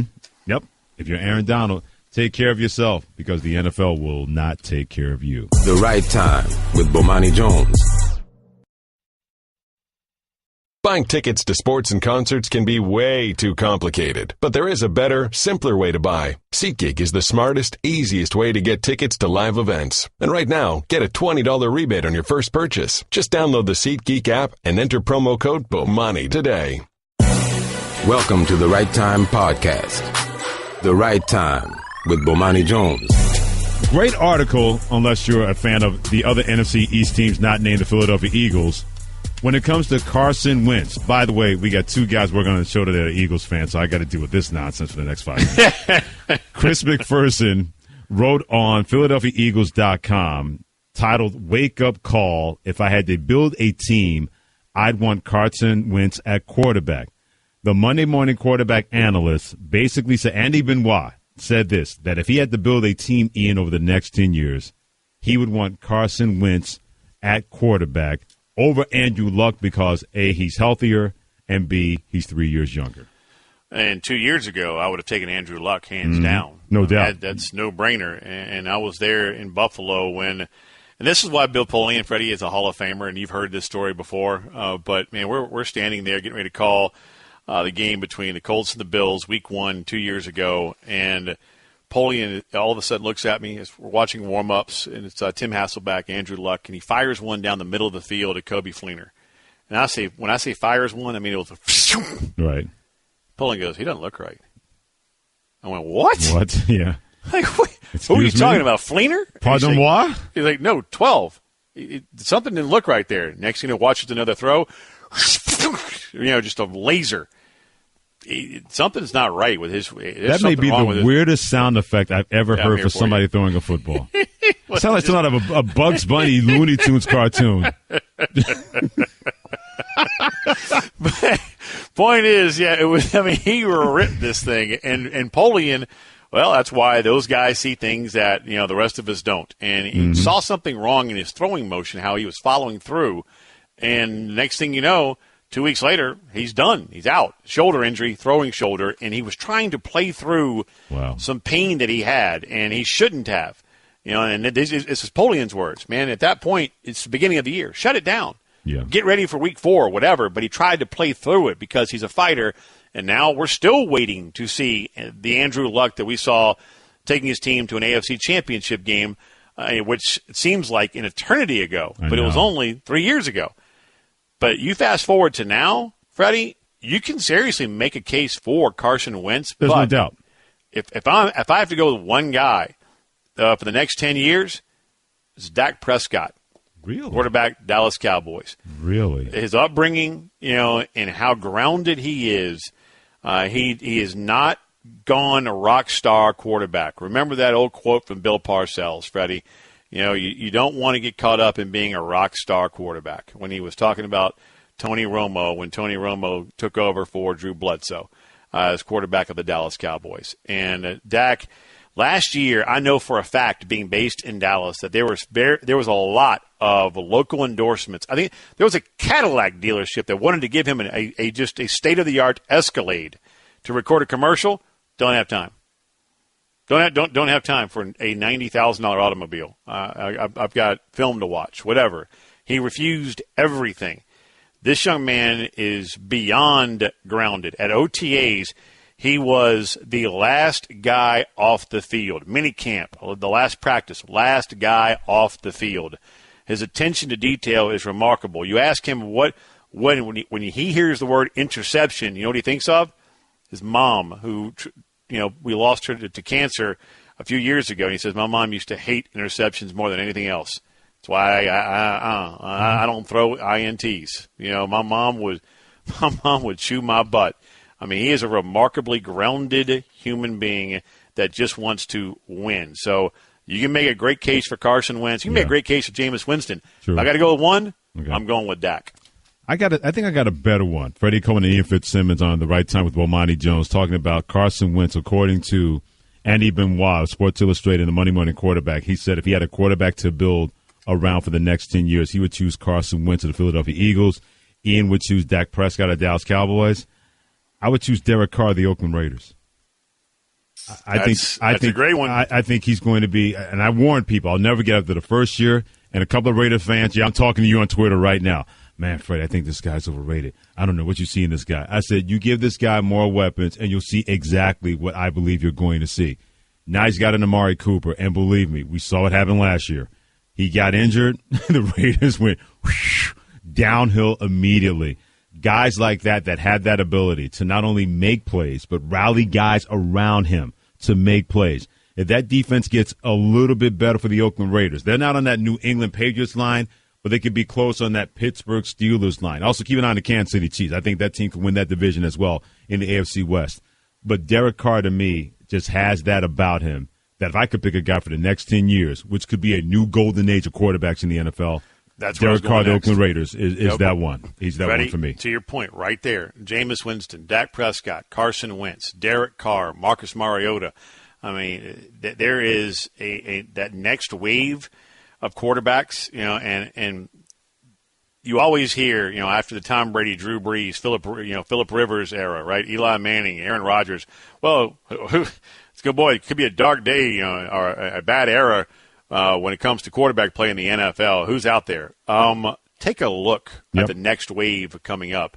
When it comes to that position, there's always, and I do mean always, going to be 4 or 5 guys that separate themselves from everybody else. And it happens like clockwork. Go back to the Staubach-Bradshaw era, right? And then you had Montana in that era. And then, and there was 4 or 5 guys. And there's always going to be 4 or 5 that are better than everybody else. And right now, the guys we just mentioned could be those guys that are going to carry that torch if Tom Brady ever steps. Well, no. Well, cyborgs. No, cyborgs don't retire. I was going to say he might play till he's 70. He's going to be in a wheelchair, throwing 50 touchdowns. They'll even make the rules more liberal for him to make sure nobody's going to touch him. Drew Brees too, Coach. I mean, that guy. Yeah. What's Drew now? Drew's 38. Drew's up there. Yeah, I mean he's creeping up on 4-0. He's 38. Yep, he's 38 years of age. He's going to be 39 in January. Here's 5,000 yards and 40 touchdowns for you. Does that sound good, Pumpkin? Yeah, well, here's another one. I mean, when is Phillip Rivers ever going to retire? And you mentioned Kansas City in that division. I think Oakland wins the division. I think San Diego is more of a threat for a wild card than Kansas City. I like the Chargers a lot. I like the Chargers, but I don't like their health program. They can't keep guys healthy, man. Seriously, their health benefits must be through the roof because every time I turn around, somebody's getting injured that they're Keenan going Allen, to need. Mike Williams. Yeah, I mean, if they could keep guys consistently healthy or develop their depth a lot better, I'm with you on that. But I look at I always call them San Diego. I look at the Chargers in Los Angeles. Carson City Chargers. They're the Carson City Chargers, according to you, until they move to Los Angeles. Every time I look at that team and say, yeah, I want to believe. But then the next thing you know, I'll look in the infirmary and there'll be players lined up from the Los Angeles Chargers. That's why I'm hesitant about that team getting into the playoffs or even winning that division in the AFC West. Only they win it, I think they'll be knocking on the door come week 15 and then week 16 going into 17. But as far as one quarterback, it sounded like I surprised you. You did. When I said Dak. Yeah. Why? I thought you were going to go Jameis Winston or Marcus Mariota. I thought you were going to go with those two. Look, those two guys. Again, I think we're splitting hairs. I really do. Because I think Mariota turned the corner last year. Yeah, but with Dak, it's about the upbringing. It's about his approach to the game, and maybe I'm around him more, being based in Dallas than the other guys. So if I'm literally splitting hairs between those 3 quarterbacks. That's why I went with Dak. Right. Matt Kelly says Marcus Mariota is a baller. Freddie, you're right on that one. CM Ed Prince says Russell Wilson should be on that list of quarterbacks over the next 10 years. Russell Wilson is never going to get enough credit, in my opinion. He's never going to get it. I tend to agree with you because the defense overshadows him. And the personality that he has works for that team, but it's not that dominant personality that people are used to seeing from their quarterbacks, and he's completely fine with that. And I think people lose sight of the fact that he's played as an elite quarterback more than a couple of times for the Seattle Seahawks. Keep weighing in on Twitter at Coleman ESPN, at Ian Fitz ESPN, and at ESPN Radio, part of the 1-800-Flowers.com Twitter feed. The quarterback that you would want to build a team around for the next 10 years. Take Tom Brady out of the equation. He can't play that long. At least we don't think so. The Right Time with Bomani Jones. What if I told you that even ordinary people can be on top of the world? The first attempt on the North Pole by a team of women gets underway today. The epic adventure will take them over 1,000 kilometres of hazardous sea ice. It's thousands of miles of ice and nobody. And so I found myself walking into this water and then sinking up to my neck. I honestly honestly thought I was going to die in the Arctic. The all-new 30 for 30 podcast. Subscribe now on the ESPN app or Apple Podcasts. 30 for 30 podcast is presented by Mini. We're finding the best sports stories for you right now. And to do that, we're behind the wheel of the new Mini Countryman, the biggest Mini yet. Please proceed to the highlighted route. To find great sports stories, you have to get out into the world and follow your instincts. That's where the new Mini Countryman's all-wheel drive comes in handy. With all four, we can chase down a story in the city, the country, and most places in between. No matter what story you're chasing, the new Mini Countryman will help you find it. It's available now, and so are 30 for 30 podcasts. About 5 minutes ago, we had a conversation in terms of Andy Benoit of the Monday Morning Quarterback, part of SI.com, talking about Carson Wentz is the quarterback of the Philadelphia Eagles he would build around for the next 10 years. It used to be Andrew Luck would be in that conversation. He chose Carson Wentz because he's healthier and 3 years younger. I look at a guy now in Andrew Luck, Ian. I wonder how much buyer's remorse he has with the contract, the length of it that he signed with the Indianapolis Colts. And he has to believe, or at least he has to think about, they may not do enough to protect me so I can protect myself with the kind of personnel that they don't have with the Colts. But when does it get to a certain point that we can no longer have excuses to make up for the lack of production when it comes to Andrew Luck in Indianapolis? Well, here's the thing. Before he got hurt, and this is where people forget how great he was. I mean, he took the Colts to the AFC Championship game. He completed, 66% of his passes? I mean, just over 40 touchdowns. I mean, interception rate was way down, and he led them to that place called New England where teams go to die. And then you lose, and you go home, and you feel shame. I mean, that's it. That's done. I mean, but that's what happens when you run into the Patriots in the Belichick-Brady era, outside of that anomaly every now and then when they have to go on the road, see Denver, and then that's when they lose. But when you have to go to New England, you pretty much have zero chance. I mean, Andrew Luck was he was one of the best in the NFL. Then the shoulder issue happened. I just told the story about when we were calling Colts and Bills week 1 2 years ago, and Bill Polian noticed something was wrong with him in pregame warm-ups. He never should have started that season. Right. And I can't. Of course, that's a Hall of Fame eye versus, my sorry butt. But I didn't see anything wrong with him. He was firing darts 40 yards down the field to Kobe Fleener, now with the New Orleans Saints. But Bill did, and later on in the year, Andrew Luck admitted, hey, it had been lingering. Tried to play through it, couldn't, and he was getting, to your point, Freddie, beaten to a pulp behind an offensive line that Ryan Grigson, the now ex-general manager, completely just ignored. Mm-hmm. And he was bringing in – remember, this is a guy that traded for Trent Richardson, gave up a first-round pick for Trent Richardson. But people did not criticize that trade because they thought that was the running back Andrew Luck needed. We didn't realize that Trent Richardson was completely done. Bringing in, Andre Johnson, who looked more like Marcus Pollard wearing 81 than Ouch. Andre Johnson with the Texans. Ouch. I mean, he was done. He was, and I mean, it's so.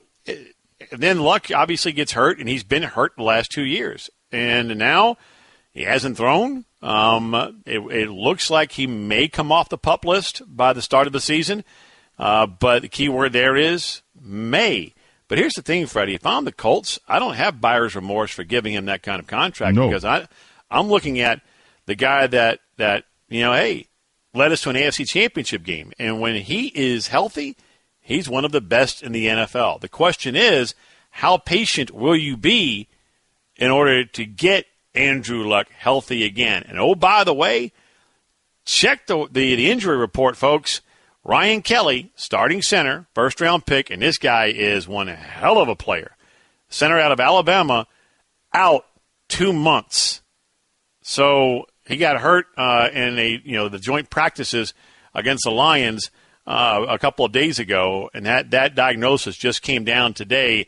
So he is out for 2 months. So if I'm Andrew Luck, I'm also looking at that going, man, my shoulder still feels kind of rough right now, Bubba. When's he coming back? Because that's when I'm coming back. I think Andrew Luck's problem, his greatest strength has been his greatest curse, and that is he's too tough for his own good. Yes. Yes. Mentally, he is not fragile at all. He wants the pressure. He embraces the pressure. He always has had that about him, that no matter what I need to do for my team, I'm going to do it. And Shannon Penn, our producer, related a great story to us. When he was at Stanford, He said, Freddie, he was walking with the tight ends because he was as big as the tight ends. And Zach Ertz at that time was one of the tight ends, a guy that now plays in the NFL for the Philadelphia Eagles. The problem with that is when you have that kind of size, you can get away with that at Stanford, and he was taking a beating then at Stanford. You can't do that in the National Football League at that size at quarterback because that league is going to catch up to you. He's Cam Newton. Cam Newton. Well, they're similar size. Similar size, similar kind of style. Cam Newton runs a lot more than Andrew Luck. There's no doubt about that. But Andrew Luck is 27 years of age. I guarantee you his body feels like it's 33 years of age with the kind of punishment that he has done or has inflicted on him because of the National Football League, and that's what's going to happen. I wonder how smarter he's going to have to be to protect his body and protect himself, because if the Colts aren't going to do it, then for damn sure Andrew Luck better do it, or else he could be out of the NFL or at least a shell of himself in another 2 or 3 years before he's 30 years of age. Freddie, to your point about how stubborn he can be, I'm calling Colts Rams 2 years ago. And Aaron Donald absolutely lights up Andrew Luck. But he hung in there in the pocket, steps into a throw, and just gets hit so hard, there was a hole right on the 40-yard line. Ouch. I mean, he got driven so firmly into the turf that he went through the AstroTurf, through the concrete, and it could reach down and grab an egg roll from China and come back. Really? I mean, We're it going was there now, a dude. devastating hit. You know what Andrew Luck did? He starts screaming at Aaron Donald, "It's a great hit, Aaron! Great hit, man! Great hit!" And I'm looking at him. I'm looking at this going, did I just hear that? Is he really? And Aaron Donald kind of turns around like, What? Yeah, what's going on here? What's happening here? Right? Quarterback just tell me that I just lit up. Great hit. That is the ultimate example, to your point, where he is so tough and wants to play and win, not just for his teammates, but the fan base, and he thinks that he needs to be earning all those millions, and I mean millions and millions and millions and millions of dollars that they just paid him, but he's been hurt ever since he signed that contract. I think he feels a bit of guilt that he's not out there, but he needs to be patient and wait till he is 100% before he comes back. The question is, Freddie, will he and can he? Well, what kind of body is he going to have? Well, how effective is he going to be as a quarterback? Where for all we know right now with Andrew Luck, and you can use an excuse or not use an excuse, he may have already given too much of his body to be an effective quarterback and elite quarterback for the rest of his career in the National Football League. Seriously, because think about his style of play. Now he's going to have to change that style. Can he do that and still be a successful quarterback? I know he's going to put the work in. I'm not worried about that, Andrew Luck. But when your body is taking hit after hit after hit, and now you're coming off a surgery to your shoulder, you kind of need that to throw the football. If you're Andrew Luck, you need that to get things done. If you're not able to be there for week one, and then it turns into week 2, then week 3, you know what Andrew Luck's going to do? He's going to put more pressure on himself. And force the issue, because he always does not want to believe that he is letting people down. He does not want people to believe that about him. And nobody is saying that, but that doesn't mean that he doesn't feel that way. Can you say the same thing about Cam Newton? Cam Newton's different. Cam Newton always has confidence that he's going to find a way. I don't think those two guys are different from that standpoint. Throwing shoulder, same thing. Well, Newton has a terrific arm, better arm than Andrew Luck, but Andrew Luck's a better passer than Cam Newton. Cam Newton can win games, and we've seen him do that by the sheer force of his will. He has to be a lot better at knowing when to do it and when not to do it. You can't do it every play in the National Football League. But he doesn't have the pressure on him that Andrew Luck has, trying to be the face of the franchise, being the face of the franchise with the Colts, and not having that kind of help. That's where the difference is to me between both of those guys. Cam does have more help than Andrew Luck does. Right. You're right. He does. He doesn't. So he can go out. They drafted Christian McCaffrey. They got a better offensive line. Andrew Luck is looking around going, if I don't protect myself, do I trust that those guys are going to do it? I'm not too sure about that. The Right Time with Bomani Jones. Okay, keep your eyes closed. Okay. I want to show you my first ever painting. All right. Okay. Open your eyes. Oh, that's a lot of colors and shapes. So be honest. What do you think? Well, I like how if you switch to Geico, you could save hundreds of dollars on car insurance. Oh, yeah, that's true. Yeah. Here, why don't I hold your paintbrush while you call them? Geico, because saving 15% or more on car insurance is always a great answer. Always good to talk to our man Mike Wells. Does a great job as ESPN NFL Nation Colts reporter, and Mr. Michael is here thanks to Shell Pinto Performance Line. Michael, I'm going to start with Andrew Luck. There's concern about him not being there for Week 1. What do you think is going to happen with him being in the regular season? Well, I mean, you look at the way the Colts have done this since Andrew Luck had his right shoulder surgery back in January. They've been very, very cautious how they handle things. You know, they've said they've had a timeline for the start. I mean, Andrew Luck's still on the physically unable to perform list, so he's still got to get back on the practice field, and it's going to take some time for him to get caught up to speed. And Jim Irsay has always been Mr. Optimistic. But after their preseason opener against Detroit, Irsay flat out said he's not sure if he'll be ready for Week 1. There's a possibility he won't be ready for Week 2. And if this were to happen, this would just fall in line with everything else that's going on with the Indianapolis Colts, because they cannot catch a break in the injury department. I mean, we know what's going on in Miami, what happened with Ryan Tannehill, but when you talk about teams that are dealing with injuries, the Colts are right up there. Do you have more guys that are out or active in Indianapolis right now?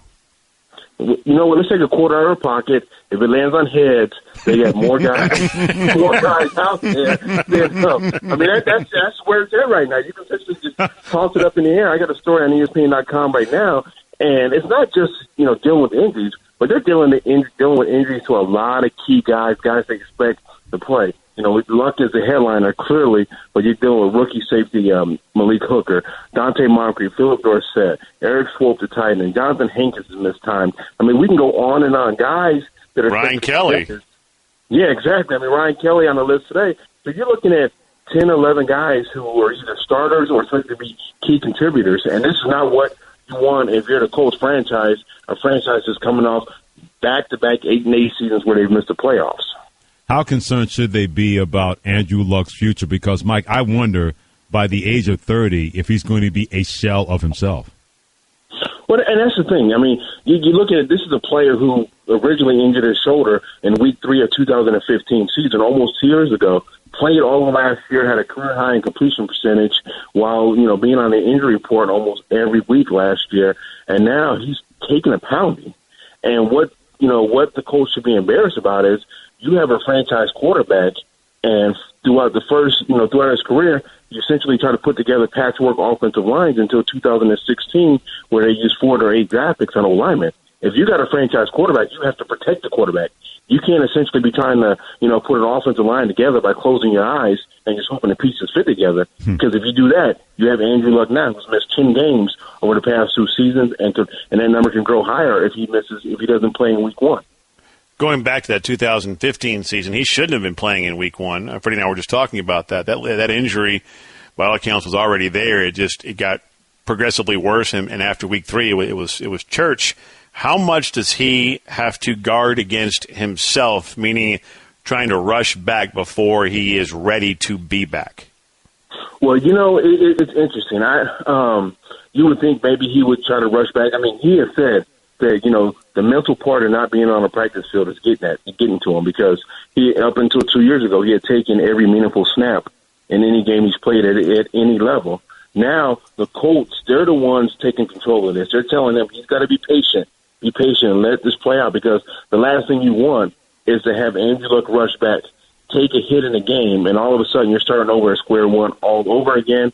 And then, like you guys were alluding to, you wonder, at one point, do the number of hits that Andrew Luck take a toll on him? So the Colts, that's why they're willing to have Andrew miss a game or two in a regular season if that's the case. Then you're looking at 8+ months. They want him, not only 100%, but 150% healthy when he does finally make his debut. Follow him on Twitter. Mike Wells NFL does a great job, part of ESPN NFL Nation, covering the Colts, joining the Right Time with Bomani Jones on ESPN Radio.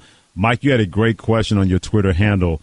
With Week 1 3 weeks away, where do you currently see the Colts finishing in the AFC South? And then you added, this never used to be a question with them. Where do you see this team finishing in that division? I mean, quite honestly, you can see with everything they're dealing with and what the other teams in the AFC South have done, you can say at this moment, there's a possibility that the Indianapolis Colts to finish last in the AFC South. I mean, you got to go back to, we know what happened in 2011 when Peyton Manning didn't play, but prior to that, you got to go back to early in Peyton Manning's career in the late 90s, where the Colts were not considered the top dog in their division. Because Tennessee, I think, is a favorite in the division. I love what they're doing, what John Robinson has done as general manager. I mean, Deshaun Watson's having a great training camp so far. We know about Houston's defense.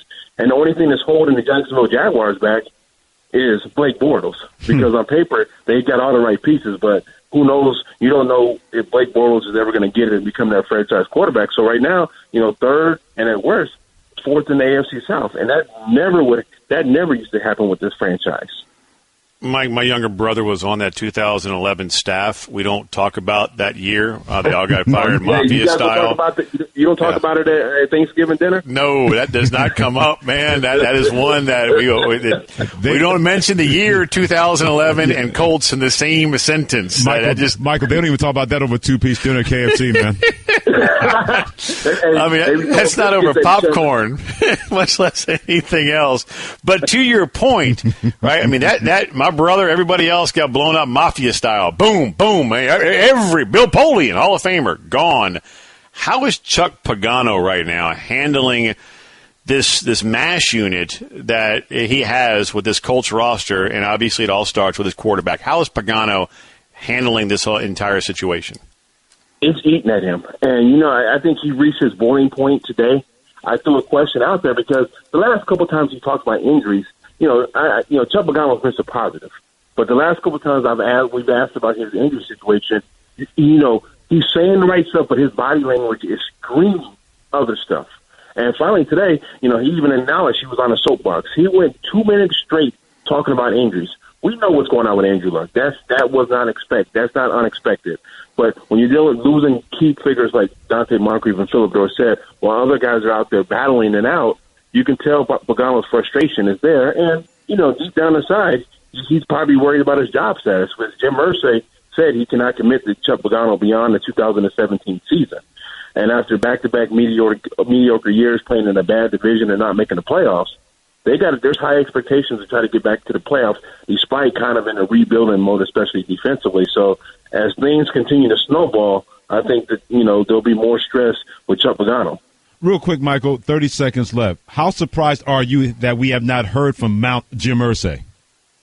Well, that was the first time he talked last weekend. I mean, that was the first time he's talked, in a couple months. And, speaking of, we only got a couple seconds left, but I'm also surprised that they did not go out and try to get a veteran quarterback to push Scott Tolzien for that starting job if they knew that there was a chance Andrew Luck could miss week one, because Scott Tolzien has not gotten the job done so far for the Indianapolis Colts. Hey, Michael, enjoy the two-piece dinner and later on tonight, my man. We'll talk to you soon. All right, as long as I got my honey and my biscuits, I'm not talking about 2011. There we go. That's it, baby. We're good. We're good. It's on me.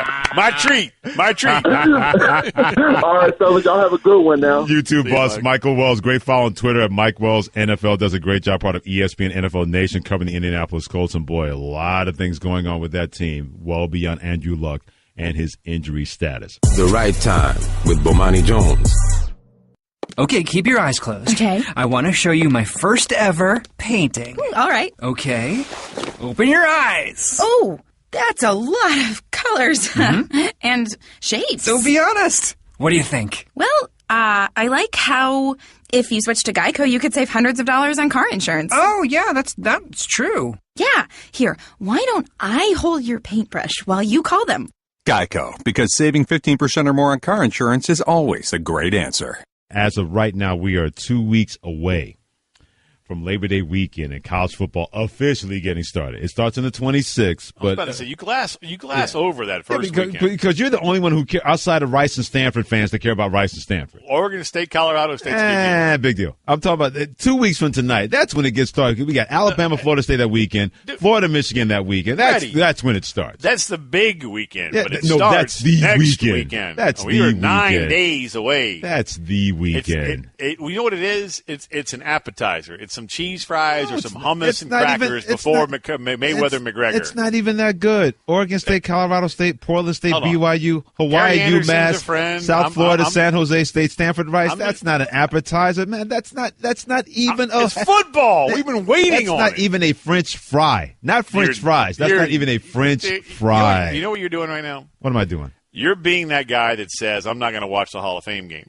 But you watch the Hall of Fame game. I've never said that. I'm not that elitist guy. I'm elitist about Oregon State, Colorado State, Portland State, BYU. I'm not watching that. There is no doubt in my mind that next Saturday you will be watching Oregon State, Colorado State. No, and hell no. I will not be watching that game. Blatant lie. That is a blatant You got a better lie. chance of me watching Presbyterian College and Wake Forest on Thursday, August 31st than that game on Saturday, August 26th. You got a better chance of me watching Gary Anderson's going to get something going out there in Corvallis. Come on now. I know he will. Well, I'm going to wait till September. David Shaw, Lance Anderson, and the boys out there at Stanford. Come on now. Playing some food. Let's go. Let's watch some football. But like I said, it's a college versus food. The college wins all the time. The food rice has no chance of beating Stanford. Let's put it that way. Can't wait. Yeah. 9 days. Yeah. 9 days away. I'll be on Alabama's campus tomorrow.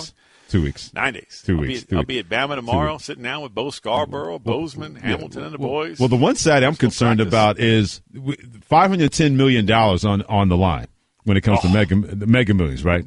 I think so. Powerball. Powerball. I'm sorry. Powerball. $510 million. Now, for those who don't know, Ian may be the most superstitious person alive when it comes to anything on planet Earth. Especially gambling. Especially, the gambling person that he is. Yes. Now, for those who don't know, when you buy a lottery ticket, it doesn't matter the prize.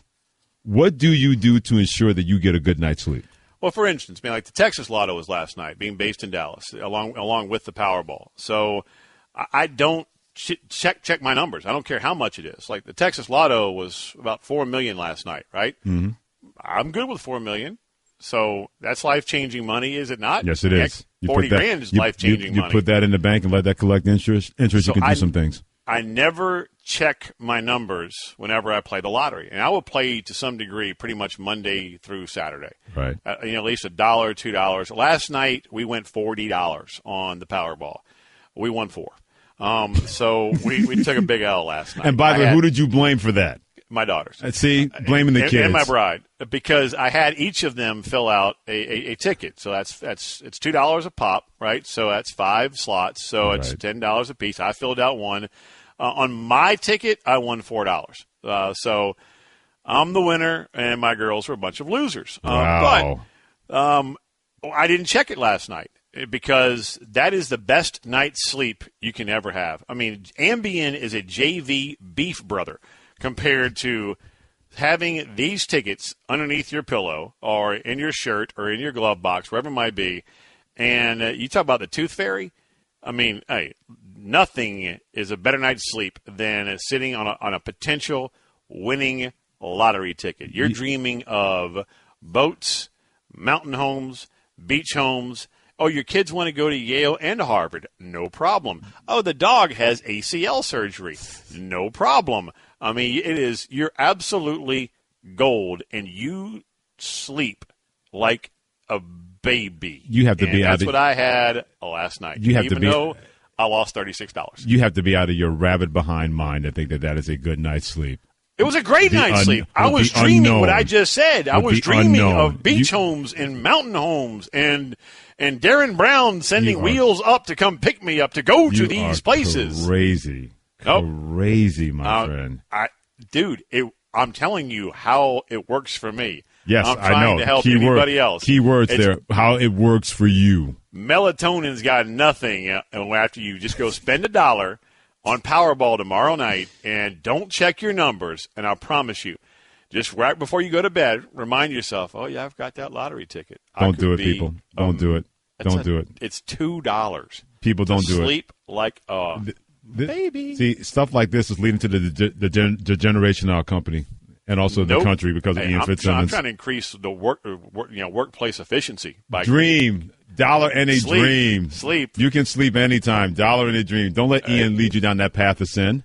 Don't let him do that to you. I'm playing it again, baby. $510 million coming my way on Saturday. How many tickets are you buying? Same amount. Same amount, okay. At least you're consistent with your degeneration. I'm telling you, this is great life advice I'm giving you. Thanks for listening to the Right Time Podcast. Please come back tomorrow for more, and don't forget to listen to the Right Time.